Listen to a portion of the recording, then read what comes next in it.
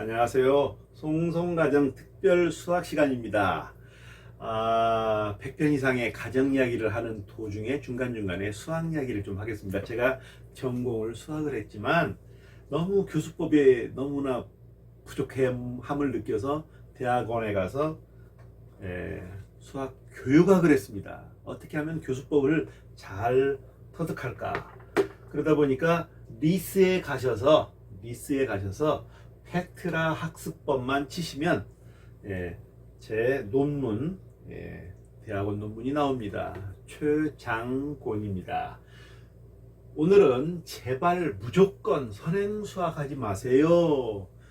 정말 많은 곳에서는 선행하지 말라고 다들 그러면서 정말 많은 분은 거꾸로 학원 가서 거의 다 선행을 합니다. 왜 선행하는가? 내 자녀 중심이 아니고 학교 학년 중심으로, 시험 중심으로 불안해서 남들이 하니까 다들 하니까. 근데 여기서 다들 한다고 그러는 것 또한 전부 다 이러고 있습니다. 5명의 학생이, 이 친구는 얘 4명이 하니까 한대요. 하고 싶지 않은데. 예를 들어서 나는 기초가 부족한데도 불안하니까, 이 친구도 나머지 4명이 하니까 나도 할 수밖에 없대요. 다 이런 식인 경우가 많습니다. 이걸 누가 조장하나요? 공부를 괜찮게 하는 부모님들이 나 어디 나간다 은근 자랑. 학원마다 선행하지 않으면 안 됩니다. 선행을 함으로 인해서 기초가 부족한 거 다 채워집니다. 그건 잘못된 말이에요. 분명해요. 제가 3,000명 학생들을 2,000가정을 상담을 한 가정에 5번에서 10번씩은 상담을 했습니다. 적어도입니다. 그러다 보니까 원인이 분석이 돼요. 이것도 이야기를 해드리겠습니다. 정말 부탁합니다. 선행을 해야 할 사람이 있습니다. 정말 앞서가고 명석한 사람이 있고 기초가 튼튼한 사람을 해야 합니다. 지적 욕구가 있는 걸 어떡합니까? 그런데 보통 학생들이나 조금 처진다 그러면, 우리가 실증 낸다 그러면 그 친구는 복습을 해야 하거나 기초가 약한 겁니다. 대략 그렇게 보인다 이겁니다.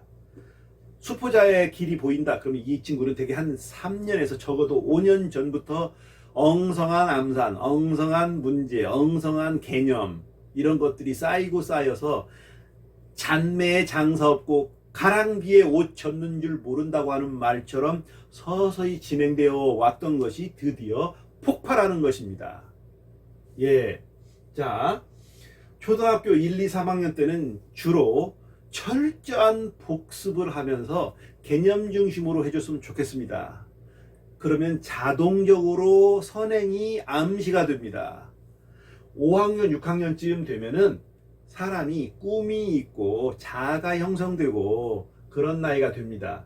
기초가 튼튼할 때는 자아가 형성되는 시기 때 스스로 학교 과정 또는 선행도 하고 싶은 욕구가 생기는 겁니다. 그런데 이런 자아가 형성되고 욕구가 생기기 전에 이때 강요하듯이 미리미리 시키고 억압하고 조종도 하고 통제도 하고 그렇게 되면 자아가 형성되어 내가 이것을 의지적으로 해야지, 하고 싶다, 꿈을 이루기 위해서는 이런 것을 준비해야지, 공부해야지 하는 힘이 약합니다. 그러니까 또 시키고 또 어디 집어넣고 어디 보내고, 이미 그러면은 중고등학교 때는 불안해서 계속해서 부모가 간섭하고 어디 보내고 자기의 의사에 관계없이 어디 가라, 어디 가서 공부해라, 얼마큼 해라, 뭐 해라, 계속 그런 구조가 형성이 되어 있습니다. 우리 가정, 왜 가정을, 송송가정을 소개하느냐? 이때 선행을 하지 않았습니다. 정말 안 했습니다. 자아가 형성될 때 본인이 하고 싶은 마음이 들 때까지 기다린 겁니다. 그런데 이때 저도 하고 싶은 유혹이 많았습니다. 선행을 하고 싶었지만 안 했습니다. 절제했습니다. 자, 그 다음에 시험 이야기를 한번 해보겠습니다. 자, 우리나라의 시험은 통과 의미의 시험인가요? 체크, 점검, 확인 학습인 점검 의미의 시험인가요? 한번 생각해 보셨으면 좋겠습니다. 이게 뭐냐면 운전면허나 대학 입시나 행정고시 같은 시험은 검정고시도 마찬가지지만 몇 점 이상이면 통과합니다. 합격입니다. 근데 우리나라는 30점이든 20점이든 60점이든 90점이든 그냥 다 고등학교 가, 중3 올라가, 중1 올라가예요. 점검은 뭐냐면 시험을 봤는데 너는 90점이 아니라 60점, 70점이니까 3, 40%의 결손이 있으니까 시험 끝나고 나서 7월 초에 시험 보고 나서 7월, 8월 두 달 동안 2학기 8월 말에 가기 전에 한 달 반 동안 너는 이 부분에 결손이 있구나 1학기에. 그래서 이 부분을 보완하는 뭘 풀어보고 뭘 풀어와서 과제를 너에게는 이렇게 내주마. 그래서 8월 20일, 25일쯤 개학할 때 와서 재테스트를 한 다음에 합격을 해서 2학기 과정을 공부할 기본 소양 자격이 있느니라. 이런 점검 의미를 해주고 체크를 잘 해줘야 분석을 해주고 보완을 해줘야 하는데 이 부분이 사실은 학교에서 약합니다. 안타까워요. 이건 학교에서 해야 합니다. 25명밖에 안 돼요. 우리 때 50명, 60명일 때는 학생이 30명이면 하겠다고 선생님들이 다 그랬어요. 근데 정작 30명이 되니까 지금은 또 못해요. 점점 어떻게 될까요? 그런데 국가에서는 역시 조금 뭐가 문제가 있을 때가 있어요. 어려워요. 너무 팽팽해요. 우리나라만 해도 이 제도가 이거 하면 이게, 이거 하면 이게 이렇게 돼 있습니다. 풍선효과처럼 어려운 면이 있습니다. 학부모는 학부모대로, 학원은 학원대로, 학원은 여기 불평, 여기는 여기 불평, 여기는 여기 불평, 여기는 여기 불평을 합니다. 저는 어떻게 했느냐? 송송과정이 무슨 얘기냐? 학교든 선생님이 어떤 분을 만나든 학원이 어떻든 대한민국이든 다른 나라든 관계없이 우리 아이는 어디에 살든지 간에 어느 나라에 살든지 큰 문제 없게 공부할 수 있도록 자아 형성하는 것을 잘 하게 하고, 예, 본인의 의지를 갖게, 꿈을 갖게 해주면 적응력이 뛰어나요. 저는 그렇게 기르고 싶었습니다. 그래서 송송과정 이야기를 특별히 이렇게 하고자 하는 겁니다. 자, 우리나라는 이 시험이 안 돼 있기 때문에 어떡합니까? 벌써 출발부터가 좀 문제가 있죠. 진단 기준의 엑스레이에 해보면은 실증 수포자가 나타나기 몇 년 전부터 증세가 있는데 인지적 영역이라는 것이 있습니다. 즉 수학 자체에 갖춰야 할 소양인 자기학년에 꼭 갖춰야 할 훈련량과 인식하고 있는 지식입니다.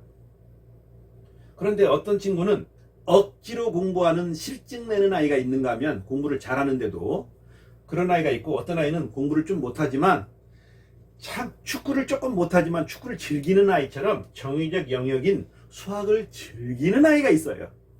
즐기는 아이 못 따라갑니다. 나중에 그 아이는 수학을 잘할 수 있습니다. 그런데 천재는 시험을 잘 보는데 실증 내고 억지로 하고 마저 못해 하고 시키니까 하는, 어디 가야 하니까 합격해야 하니까 시험 잘 봐야 하니까 이런 아이들은 마치 어른들로 말하면 뭐예요? 에이씨, 내가 일 좋아서 하는 줄 알아?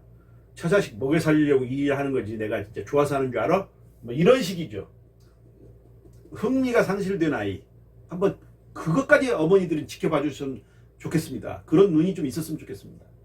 그 다음에 수학 시험은 학교에서는 레벨 1, 2, 3, 4, 5를 지도를 하는데 시험이 두세 문제를 레벨 7, 8을 내버려요. 이거 수학 시험 폭력입니다. 문제집 어머니들이 선정할 때 보면요, 정말 뭐 응용 문제, 활용 문제, 뭐 세고 어려운 문제, 이런 문제를 자꾸 좋아해서 풀리게 하려고 그래요. 아니, 이 문제도 좋아요. 그러나 기본이 갖춰진 상태에서 그걸 얘기합니다. 선행도 좋아요. 기본이 잘 됐을 때 얘기입니다. 예. 그래서 이런 억지, 강요, 이런 것들이 있는 한 끊임없이 우리는 불안에 의해서 선행수학을 하고 싶은 불안이 생긴다, 이 말입니다. 그래서 이것을 깨는 방법은 내 아이 중심으로, 내 자녀 중심의 진단을 정확하게 한 다음에 결손 보완하고 현재 학교 것을 잘한 다음에 본인의 의지를 갖고 서서히 예습을 하면서 호기심이 생긴 아이, 그것이 수학을 잘하는 비결입니다. 무조건 선행하지 마시기 바랍니다. 감사합니다.